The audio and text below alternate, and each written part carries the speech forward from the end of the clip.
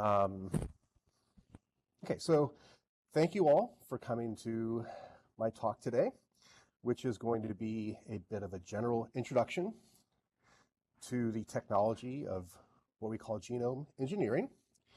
There have been, just in the past 5 years, a bunch of new advances that have turned this from a very clunky, largely ineffectual technology to something that we talk about in terms of crop engineering therapeutics. And so we'll finish with a little bit of discussion talking about future implications. The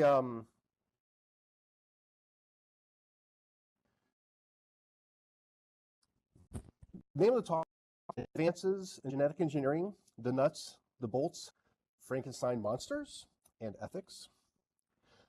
My name is Stephen Zootfly, although in the real world, I am Stephen Gasior, a senior research scientist at Dow DuPont, although people would more commonly think of it locally as Pioneer, which is known as a originally known as a corn hybrid seed company.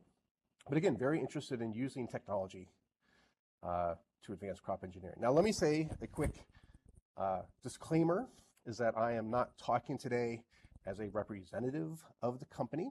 I'm here to just give a general educational introduction to the technology and the promises of what it can do in a wide variety of fields.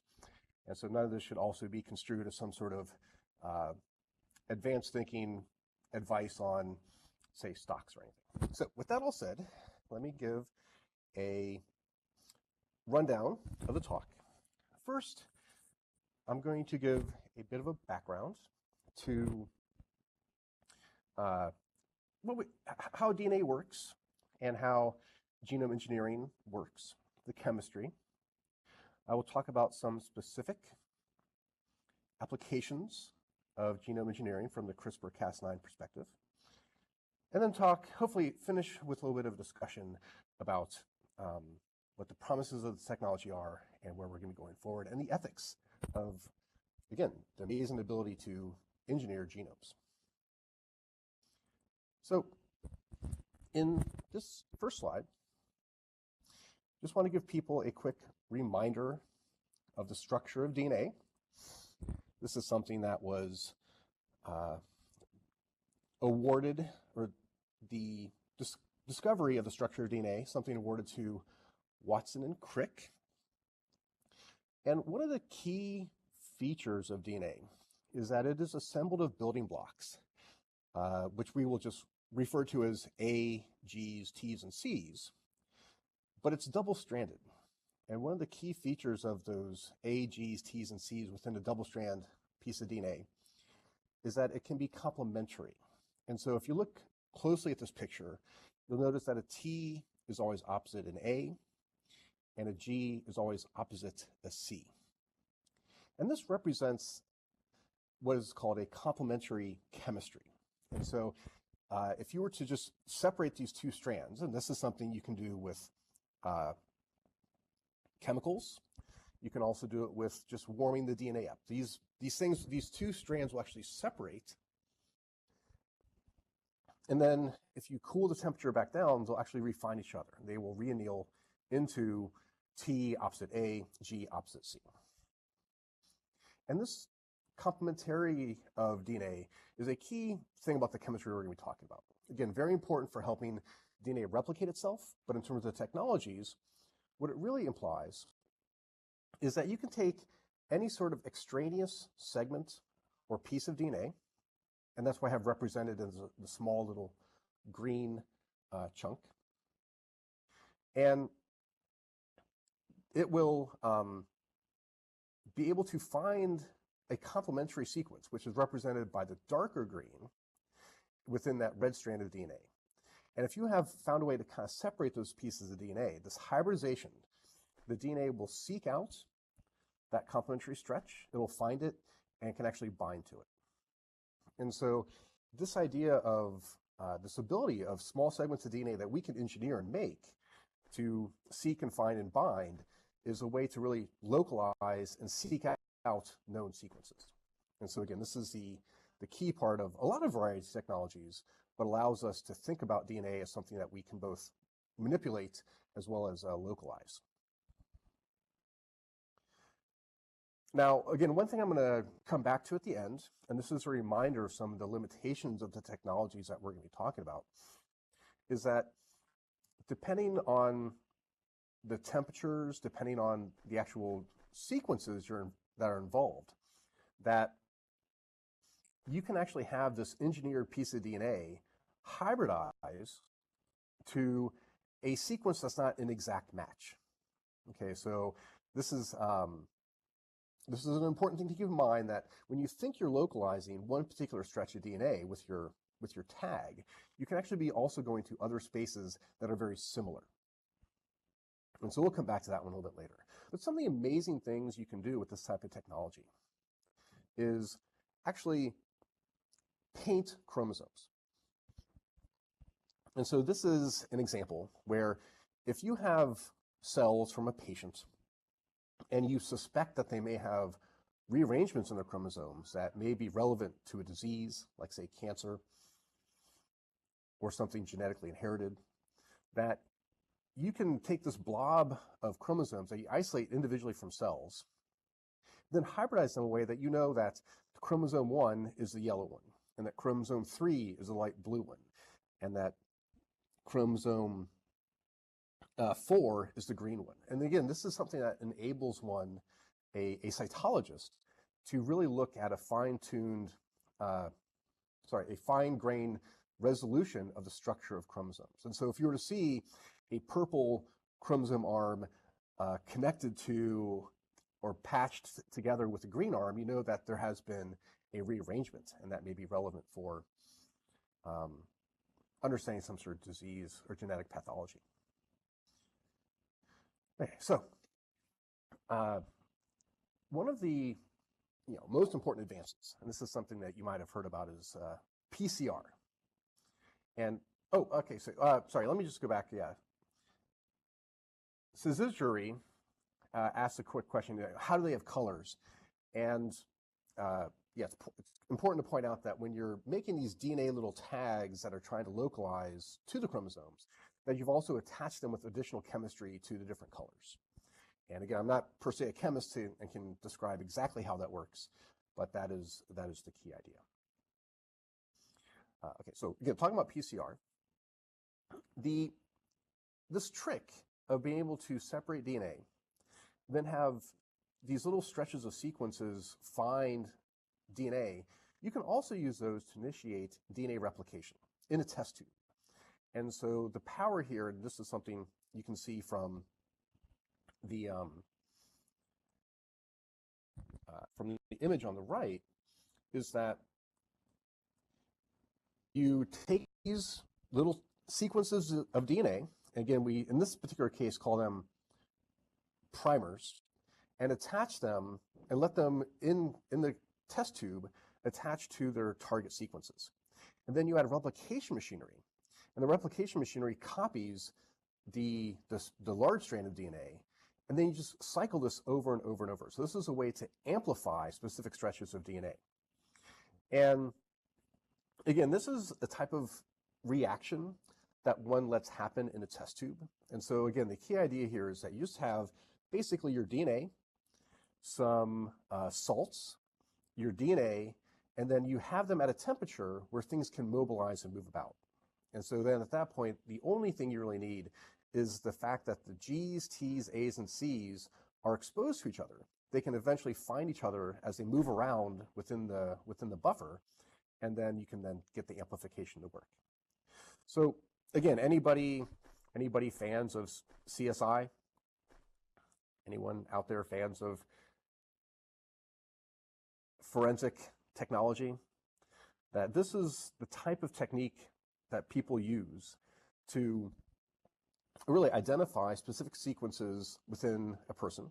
And then what you can do is, by looking at the sequences within the PCR, and I don't want to go into all the population genetics of that, but you can establish, or in a sense, say that certain people could not have created this DNA. Again, there's a legal concept to the CSI where you never prove a person actually matched this DNA, but you just exclude everybody else on the planet using enough math. So again, also anybody who's been a fan of Maury Povich, I might be dating myself with that reference, but looking at paternity is something you can use for this. And then also evolutionary, population biology, and anthropology. These are all things where PCR and this type of amplification process is really valuable and important. So one thing that's pretty amazing with this is that we've actually sequenced dead extinct species. So for example, the Neanderthal genome is now known because we have the ability to isolate and amplify and then sequence this DNA. Okay. Another set of technologies, and this would be one that people might be less familiar with because it's not related to CSI or other popular TV, is the idea of RNA interference. Okay, and that is basically the RNAi.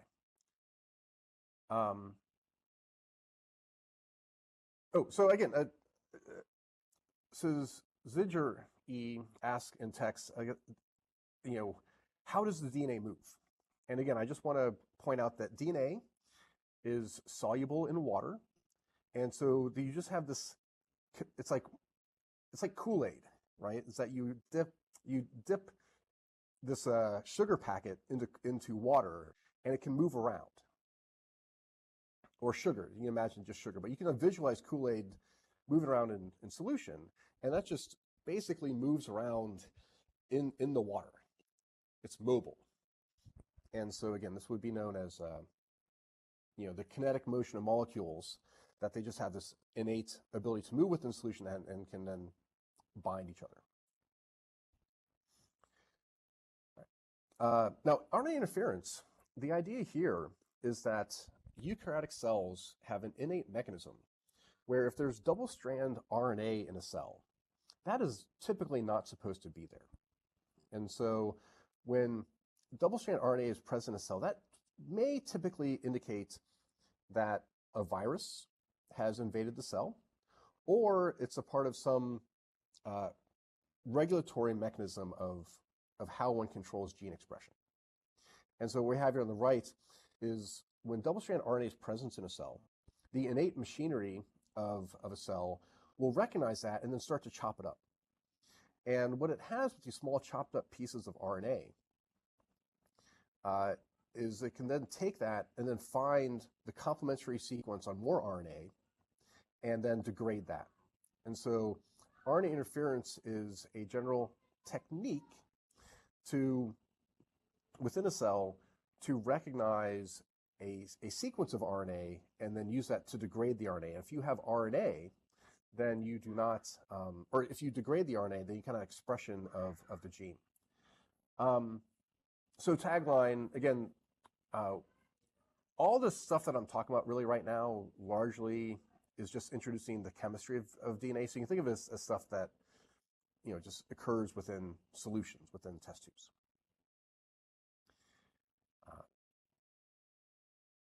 Okay. So again, this was also awarded the Nobel, Fire and Mello were awarded the Nobel Prize in 2006 for this idea. And the promise of it was the idea that within cells, that you could engineer this, you could use this technology and engineer it in a way to turn off genes. Which is something we refer to as gene silencing. And so you can imagine that there is a disease that's, a pathogen or a disease state where turning off a gene could actually be therapeutic, that would be very useful. Again, the promise of this technology has not been widely realized because once one starts trying to engineer cells, you're trying to introduce DNA into a biological system, and that's in essence what our immune system is typically attempting to not do. So some of the early field trials or clinical trials that are related to this have to do with macular degeneration, that they think macular degeneration can be treated with this type of RNAi technology because the eyeball doesn't have an active immune system. It's in an immune privileged area of the body. Okay, so just to summarize, what we had up to this point is, up to about 5 years ago, is the ability to target DNA and recognize where it is in the cell, to amplify it, and also to do some gene silencing. But we didn't really have any way to precisely manipulate DNA, and also in a way that could be easily inherited from one cell or one generation to the next. Again, Will brings up a question. It would be nice to be able to turn off cancer cells in a way that they stop masking white blood cells. And that way white blood cells could attack cancer cells. And actually, that's one that I'm not going to talk about specifically, but that's a good example of the thinking where we can start targeting cancer cells and have them get compromised so that they're no longer dangerous. But I'll be talking about the more technology aspects a little bit later in the talk. So I want to take a brief diversion here to mention conceptually where the current CRISPR genome editing technology comes from. Okay, and this really goes to a broadly important idea, which is that we as organisms live in a world where things are trying to either kill us or feed off of us, and that is bad. That can lead to pathology. And this is true for us, anybody who's had a cold, you'll recognize this, but this also applies to things like the simplest organisms, that bacteria are always being faced with the threats of being killed by viruses. Now, as multicellular organisms, we develop specialized cells that help us recognize and attack and clear out pathogens. And so you've heard of white blood cells and monocytes. These are things that help us develop an immune system that recognizes and then also importantly has a memory for things that we were attacked before. Because in a very important conceptual sense, it's very advantageous as an individual that once we've been infected with something, that we develop a mechanism where we don't get infected again. Because it's not like just because we're all, say, immunized against smallpox, that smallpox doesn't still infect us. We just are very efficient at being able to clear it out. So this diagram shows a little bit of the important aspects of the human or the mammalian immune system, where in order to recognize a huge variety of pathogens, we actually combine different segments of DNA in a way to make a wide variety of antibodies. And so these antibodies, while it's showing one particular structure, it's important to recognize that any given antibody that's being produced actually has the ability to recognize different molecules. And then our immune system says, oh, okay, so these are antibodies that are very good at recognizing things. These aren't working, so we'll discard those, but we'll keep the ones that are good. And then when we get invaded by something, we actually optimize and retain a memory of these particular antigens. Now, how do antibodies work? Again, they have the ability to just bind to pathogens. And when they bind to a pathogen, that can frequently just inactivate what the pathogen is trying to do. Like, so viruses may not have a protein coat mobility they need to engage cells and bind them. There are also examples where now that you have antibodies on a pathogen, then macrophages, the white blood cells, can come in and just digest them. And then also this idea of complement, which again, against cellular targets, you can actually inject things that make this cell get destroyed, but you are recognizing these cells because the antibodies are bind to it specifically. Now, one thing to point out, that bacteria are very small organisms, so they do not have all the machinery to do the cool things that the mammalian immune system does. And so this has been something that really wasn't known and appreciated for a long time until people started sequencing the genomes of bacteria. And again, this is a diagram from a review by Jennifer Doudna, Emmanuel Charpentier, who are credited with kind of the discovery and engineering of what's known as the CRISPR-Cas9 system. And Oh, yeah. So let me, maybe just to reiterate, as Rob Knopp is mentioning, is that bacteria are incredibly small. They are single-celled. They actually don't even have lots of cellular components or subcompartments in order to do specialized functions. So they are really limited to thinking about them as sacks of DNA and protein and RNA, and what can they extract out of that basic chemistry of a very simple cell in order to defend themselves against viruses. And so let me go back to the original line that, so they have chromosomes, and what was being recognized as people were sequencing the genomes is that they had these arrays of repeated sequence. And that's, in a sense, what we're showing here is this, they had this, well, as diagrammed here, showing a green square. That green square is the same sequence being repeated over and over. And repeated sequences are not something that you see very often in bacterial chromosomes. The repeats can sometimes get in the way of being able to replicate your chromosomes. So, but when they started to sequence and look at what's represented as the diamond sequences, they actually recognized that those were sequences similar to sequences from viruses, particularly viruses that infect bacteria or bacteriophage.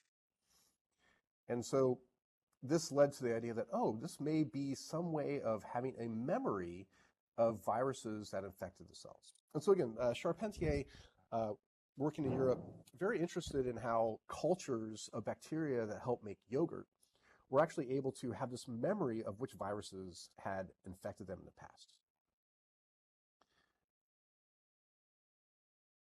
Yes. So the palindromic repeats, CRISPR stands for clustered. They're basically clusters of palindromic repeats, and now I can't remember what the middle I stands for.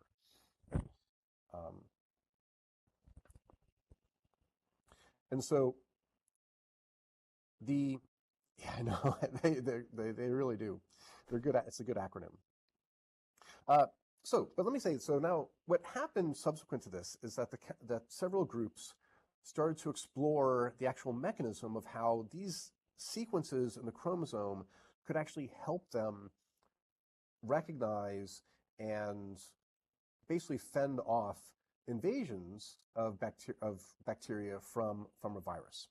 And what they discovered were these genes that were next to the arrays. Okay, so adjacent to these arrays of sequences were actual genes encoding proteins, which were known as Cas, so known as basically CRISPR array-associated proteins, or Cas-associated sequences, or CRISPR array-associated sequences. And what they found is that through the chemistry, these DNA repeats get expressed as RNA. The RNA binds to the different Cas proteins, and then those are used to recognize DNA sequences and then use that to cut. So again, one key term for Cas9 is that it is an endonuclease. That is, it can take intact pieces of DNA and make cuts in them. And so that's what's shown here on the bottom right-hand side, is that this target DNA that's green and yellow actually gets cleaved into two separate pieces. And it does this specifically at the sequence that's being expressed in the RNA. So again, this has taken advantage, like I mentioned earlier in the talk, of the ability of this A, G, T's, and C's, that this complementary sequences are able to find each other. And this is a feature not only of DNA hybrids, but also RNA and DNA hybrids can work the same way. So any quick questions about this basic idea of trying to find and cleave DNA based on similar sequences? Because I'm going to start talking now about the engineering of this system. If anybody has any questions, I'm happy to answer them now. Take a quick pause.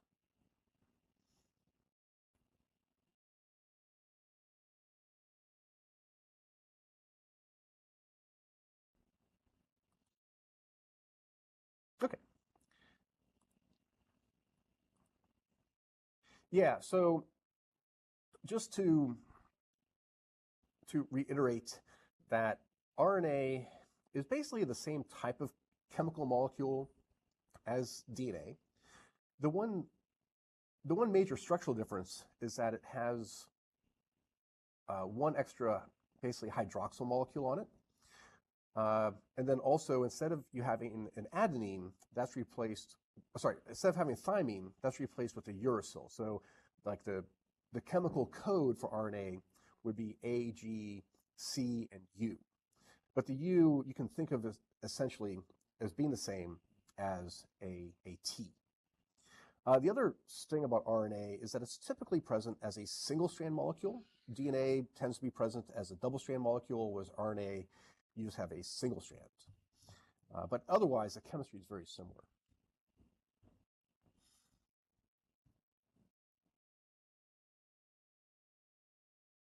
So if anybody, no other questions on how DNA RNA works?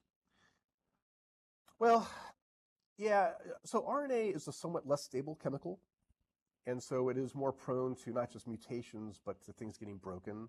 And so, if you think, the analogy I always like to use is that DNA, like if you're building a building and you need blueprints for it, well, there's the master set of blueprints that you have locked away that are very safely stored, and then you make the field copies of the blueprints. You make copies, and that'd be like the RNA, whereas the original master blueprint would be the DNA. And yeah, so the fact that DNA as a duplex means the chemistry of the A, G's, T's, and C's are internal, or inside means they're not exposed to the solutions and other things that can modify them. Okay. All right, so let me continue on then. In terms of taking this idea of a Cas9 CRISPR system, through the power of molecular biology, we can now engineer this in a way. And this is a diagram, again, from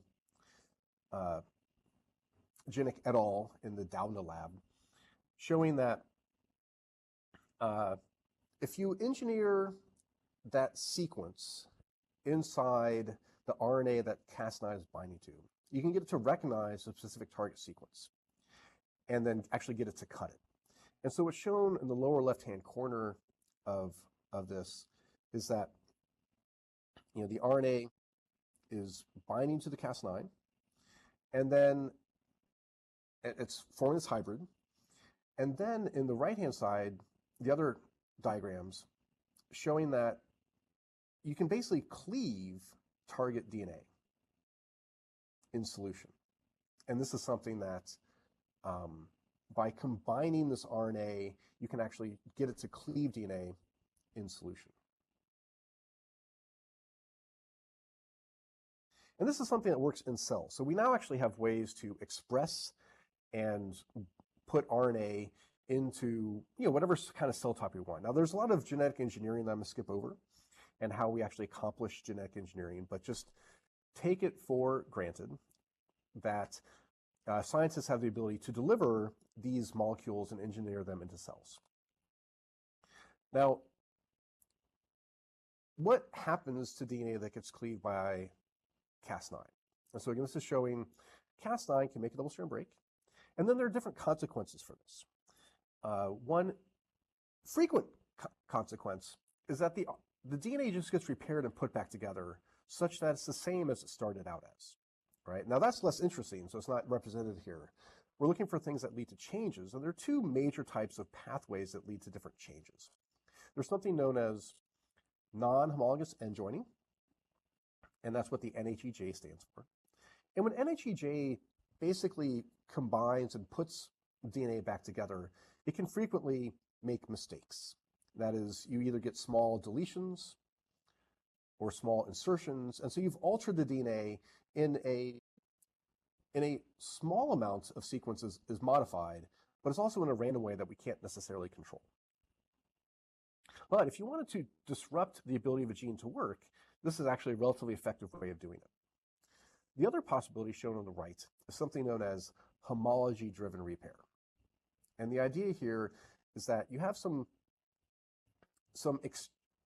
extra exogenous DNA that you're adding at the same time that you're making breaks, and that's represented by the little strands hovering above the DNA. But you've actually, the blue and green sequences represent specifically engineered sequences that a scientist is designing. And the idea that, let's say we want to target a sequence that has a defective sequence for making, say, Huntington's disease. You have the wrong protein being made. You can actually go in and correct it so that now the correct protein is being made. So it's a way of correcting defects, or in some cases, depending on the application, maybe adding new sequences. And so this leads to the next idea, is that if we have the capacity to make breaks in very specific sites and then either try and disrupt the function by letting the machinery make it kind of in a mutated way, or if we can actually introduce DNA that, again, puts in specific sequences we want, well, what can we use that for? And I'm just going to mention 3 broad examples. I'm going to talk about trying to treat AIDS, think about ways to affect cancer, and also quickly mention drought resistance, or just also the general usefulness of this for crop engineering. Okay, so the first example is, what I want to introduce first is this idea that HIV, in order for it to affect and compromise the immune system, it actually needs to enter inside a T cell. And so what this diagram shows is that the HIV virus, its protein coat specifically binds to and recognizes the CD4 T cell receptor that is also bound to another receptor protein molecule known as CCR5. And again, this is a really amazing story. It turns out there are some people who are naturally resistant to getting AIDS, and that is somehow their cells were discovered to be naturally just not something that HIV could get inside. And yeah, actually, there's a really good documentary or science series from like 10 or 12 years ago called Secrets of the Dead. And so these Secrets of the Dead, they actually talk about how bubonic plague provides some resistance to HIV because of mutations that were selected for. And also about this one particular man in New York who's a homosexual who had many lovers who had actually died from AIDS, but he actually never even got any symptoms of the disease. And through, again, all the science, oh, actually, I should say there were also prostitutes in Africa that were also shown to have these types of resistances to HIV. And again, one of the primary genes known from this is this receptor that scientists figured out was CCR5. And if CCR5 is defective in your T cells, there seems to be largely no consequence to you and your immune system, but HIV cannot get inside. And so this lends to, I think the next kind of obvious idea is to say, hey, if we have people that might get infected, that are infected with HIV, then if we can actually modify their uninfected cells to be defective in this receptor, then the pathology of the disease cannot spread within an individual. And so that's what I have here is an example where the scientists basically took immune cells and used CRISPR-Cas9 to create particular types of mutations in the CCR5 gene. Now, again, this is experimental data that I'm presenting, but the idea here is that these cells have been mutated or not. And so your controls are the shapes that have the filled in, the black triangles, squares, and circles. These are what you can consider to be normal T cells. And then the ones that do not have, that have the clear fill, those are ones that have been mutated in the CCR5 gene. And the y-axis, the one going up, is they're measuring the amount of the P24 protein from HIV that's present in the solutions that has these cells. And so, again, clearly delineated here in their experimental conditions is that if you mutate this, they're not able to get infected and then make more HIV molecules. So again, I didn't look up. My understanding is that there are some initial clinical trials where this is being looked at, but I have not actually gone to see how those are progressing. Again, this is, as far as I know, genetic engineering, well, I'm sure it's under consideration by the FDA, is not something that, as far as I know, has been approved as a therapy for widespread use. And that's because there are some dangers to it. And I'll talk about that a little bit at the end as well. Now, another way that one could attack any sort of actual kind of viral infection would be to use the CRISPR-Cas9 system in a way that actually directly tries to compromise the viral sequences. And so in this example, published in Retrovirology, what they did was they looked at the sequence of HIV, and the blocks here are showing the different genes that HIV has. And then the T's represent different target sites where they're using CRISPR-Cas9 to try and inactivate or mutate the sequence. And what they actually showed, and this is data similar to before, where they look at different cell lines, and the three on the right, the GFP, the VEC, and the TRL, those are all cells that have not been mutated, where they're not attempting to mutate the HIV. But all these other different cell lines, these different targets, they're showing that the amount of protein produced by cells that actually have HIV in their genomes is much reduced. And so again, the idea here is that you can directly, if you know the sequence of a virus and it's integrated into the genome of a cell, that if you can go in and try and directly mutate it and compromise it, that's a way of providing therapeutic benefit. And again, this is one thing to point out, that this won't work for all viruses, but for something like HIV, which the way it works is it goes into a cell and then puts its own DNA into the DNA of the cell and then tries to express itself and make more, this is a way of intervening in that life cycle. Okay. Another example, and this is, again, moving away from humans as a target, is the idea that when one has useful, interesting traits in some sort of important crop, that may be very useful for that, that plant in the wild, but that's not something we use for our high throughput agricultural system. And so the way the large agricultural seed companies work is that they have these so-called elite lines, which we know farmers can grow to a high density and have a high yield. But the limitation is if we have some sort of interesting trait, then getting that interesting trait through breeding can take multiple years and multiple generations to actually be effective.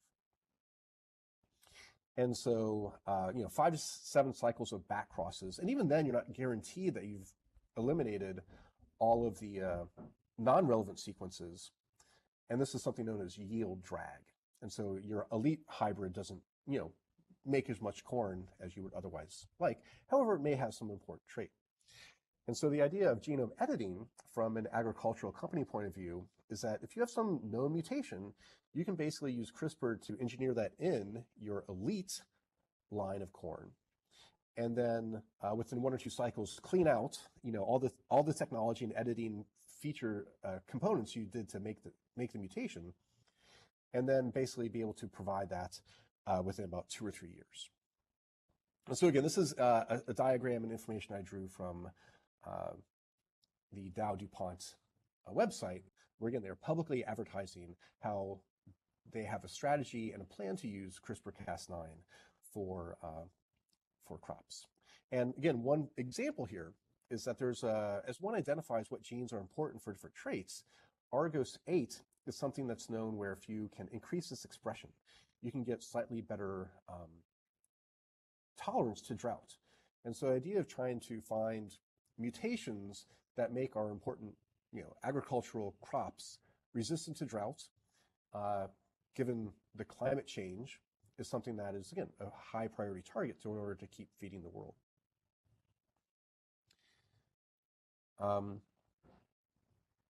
Well, so Syzygy mentions, how do we know what are important genes to target, what important mutations there would be to make? And again, this is all buoyed by efforts to sequence genomes, by basic scientists trying to find out what genes do, trying to do experiments that modify these and get some sense of how genes operate within an organism. And so I guess I will get a little bit on a platform here to mention that these types of questions that scientists ask about the basic biology of organisms, the basic ways that genes work, is a really important process. And so basic science that just tries to know how things work can be ultimately very important for translating that into technological changes.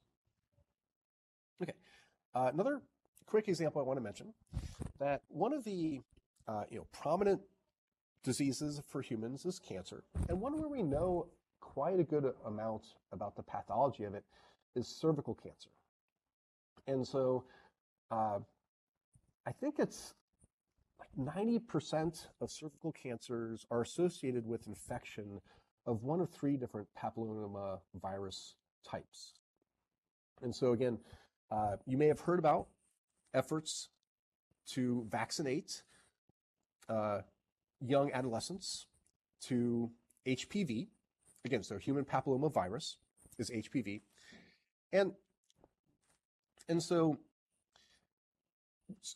infection by this virus is something that alters the biology of these epithelial cervical cells and can lead to their being cancerous. And in fact, the ongoing cancerous phenotype of them is related to 2 known genes in the HPV, known as E6 and E7.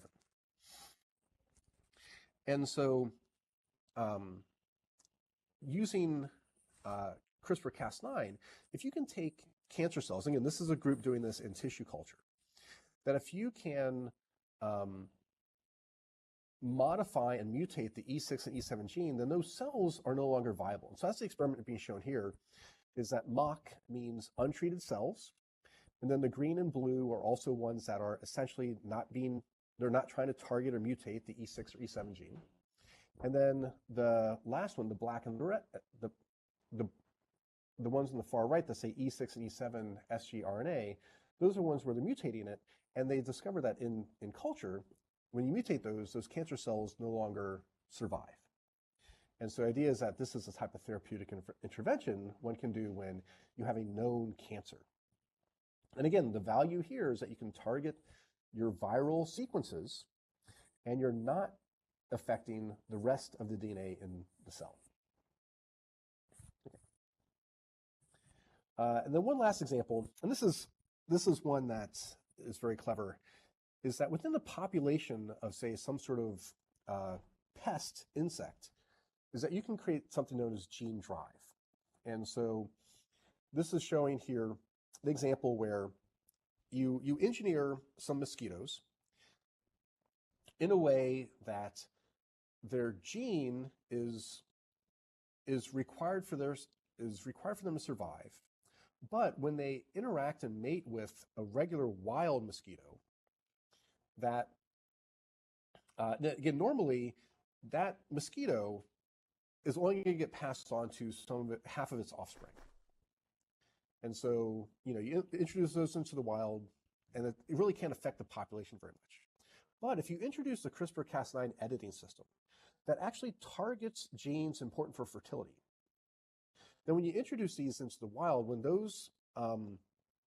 that gene is being introduced into its gametes, and then the gametes of the offspring, it'll actually go and edit the other copy and basically make the progeny infertile. And so this is a way where you can actually amplify the effect of gene editing to actually sterilize a population of mosquitoes. And so again, the idea here is this is a type of species engineering using so-called gene drive systems. This is something that I do believe the Bill and Melinda Gates Foundation is helping support efforts to do this in Africa. Although I think there are a lot of relatively limited field trials before it goes into widespread use. Because again, people get very worried about, intervening in the normal ecology of a system. Okay. So any questions about some of the technologies or any other technologies that people have heard about kind of CRISPR-Cas9 being used for right now? And I can answer some questions about that. Otherwise, we'll finish off talking about maybe some of the ethical implications of CRISPR-Cas9. And I'll come back to some of the stuff that's been mentioned in the local text chat.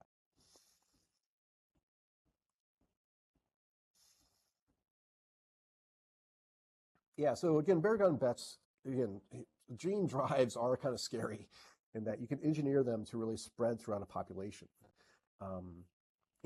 One does have to presume at some level, like, well, there's a phrase from Jurassic Park you might have heard, which is nature can find a way.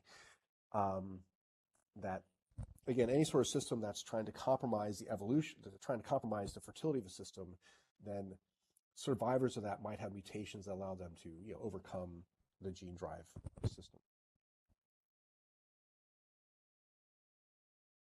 Okay, so yeah, I just want to talk about a little bit about the future directions of technology.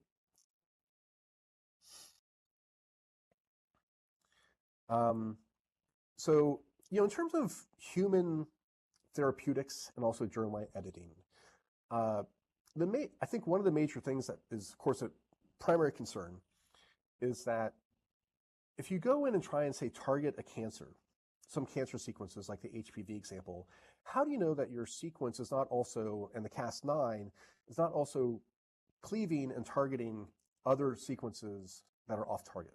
So similar in sequence, but again, a part of the normal genome. And you would hate to do something where you're basically targeting one cancer, but then creating new mutations that can lead to alterations within cells as well. And so again, in terms of the therapeutic uses of this technology, that is, I think, one of the primary concerns and drivers about how to make sure that you're not introducing populations of cells into a patient that are prone to other problems. And so again, this is a technological component, and I think there are lots of people working very hard on understanding the rules of specificity and how much this off-targeting effect actually occurs. I will say that in general, the nice thing about plants is that as you're back crossing the stuff you've made, you don't typically have to worry so much about that. And again, there's lots of energy and money being spent on finding ways to know what sequences may be prone to being targeted. All right. Now, in terms of germline editing, and again, this was mentioned in the text chat earlier, that China has gone forward with some genome editing of human cells. But in general, about 5 years ago, maybe about 4 years ago, there was a general moratorium placed on trying to do any alterations to human germline cells. Again, germline cells are things that are essentially the egg and sperm and the things that an offspring will inherit throughout their entire body.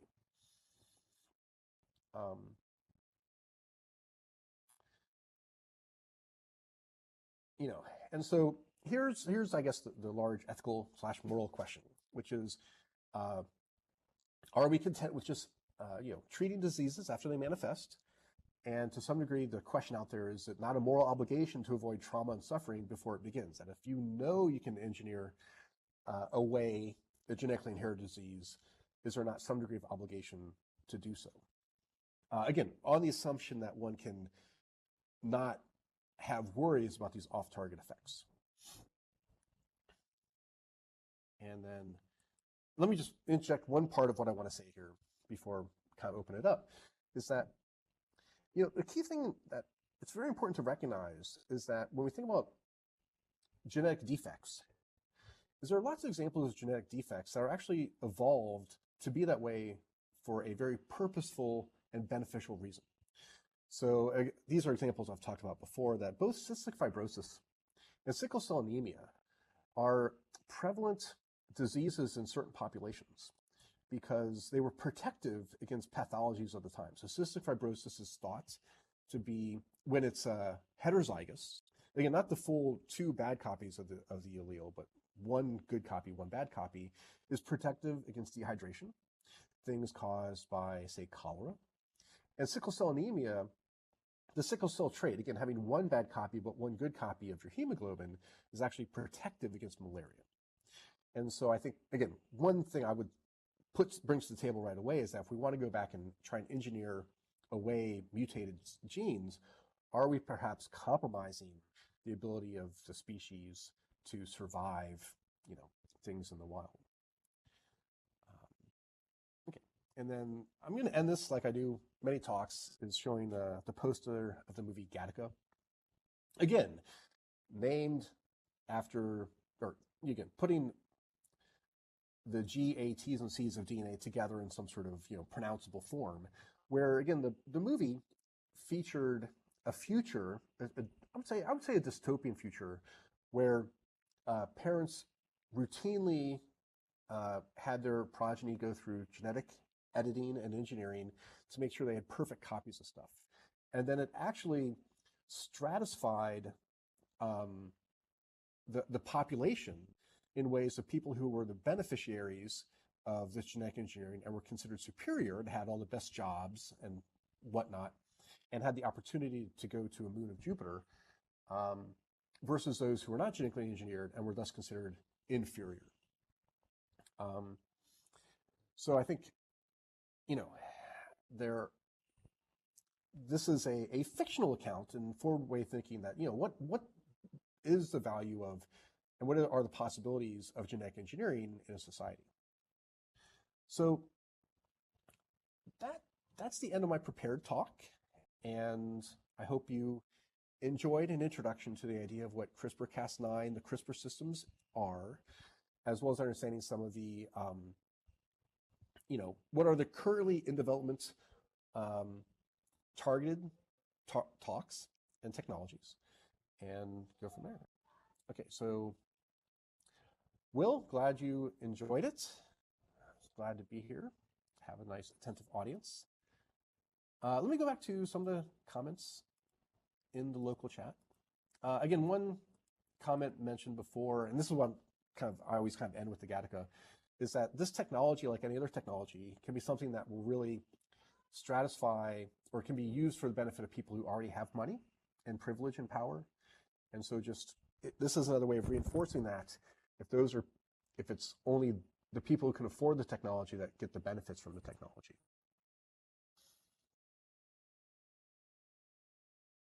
That was something mentioned by CB Axel.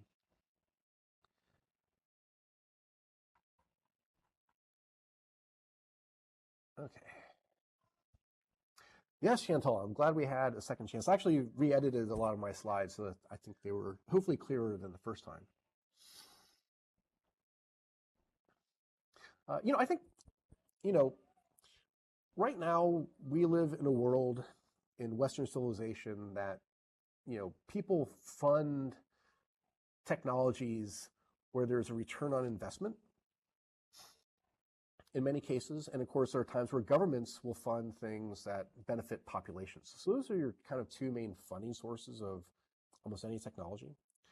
So the idea of, trying to cure malaria is something funded by governments and, altruistic organizations like the Bill and Melinda Gates Foundation. But of course, crop engineering, which again is selling a product, but hopefully one that's cheaper or better for people, is something that, is something that private sectors would do. Yeah, I don't know if we've identified all the genes related to big egos. But again, who knows? Maybe having an ego is important for the species because some people think they should lead and people follow. Sometimes good. Yeah, so Barragan mentions, I think engineering will happen without a lot of reflection.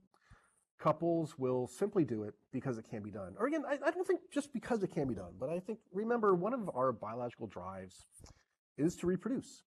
And so all the money that's spent on in vitro fertilization for people who can't conceive on their own, that's an important biological drive.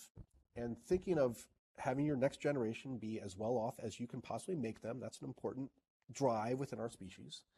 And so I wouldn't be negatively moralistic about that in and of itself. That's very reasonable.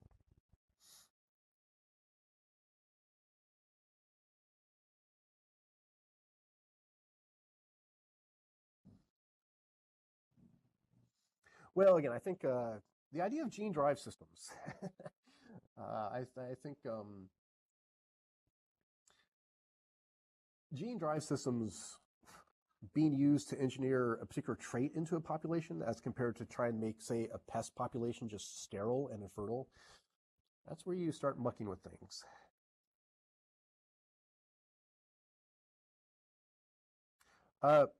So says jury mentions, how about gene therapies for reversing the effects of aging? Again, slowing the aging process is a big market, is something that people would like. People do, it's very natural to say people should want to live natural, more healthy lives. There are lots of money available for that type of thing. Again, there are things you can target. There are things we know about the aging process in terms of how telomeres work, how cells get old and senesce, and then the stem cells we lose stem cell populations that help us make more skin, more tissue, when we get a wound to regenerate that tissue. The problem with aging is that a lot of the genes we know to be involved in, like, say, reversing aging are also ones that tend to be helpful for cancers to be cancers. And so I think there's this delicate balance when we start thinking about trying to engineer reverse the aging process, is that we may be promoting the cancer process.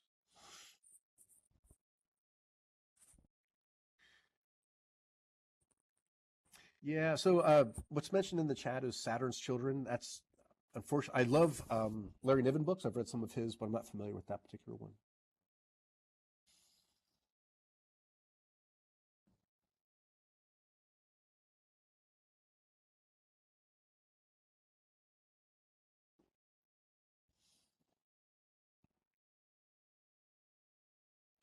Yeah, I think a lot of sci-fi fans always go on some sort of Niven kick. Well, I'm glad you enjoyed it, and I hope that, again, trying to provide some basis for how the technology works is something where we can have a rational conversation in the public sphere about it. Glad people came. I hope, Chantal, I hope you took some pictures. Hope people grab some pictures of it. Go back to the title page.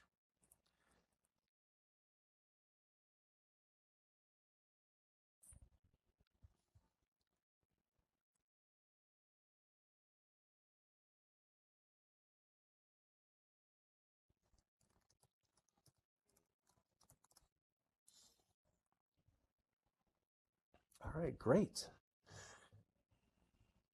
Yeah, this is such a great topic. It's both interesting science and very relevant to people's lives.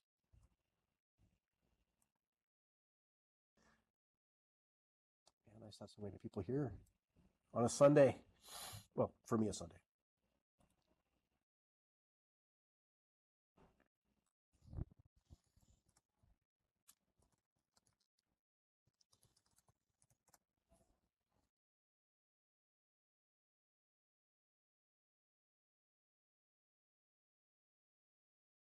I will. I think, well, first of all, I will say, luckily, that the laundry is done. And so I will take that upstairs or put it in the dryer. Yeah. All right. Oh, well, it's clean now. All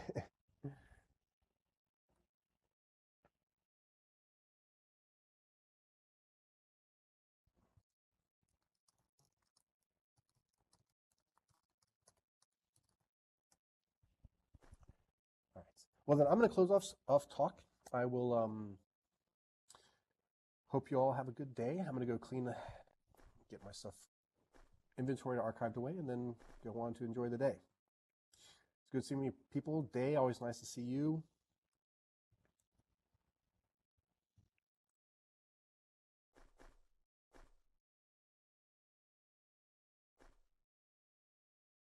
Fumon, always nice to see you too. All right, have a good day, everyone.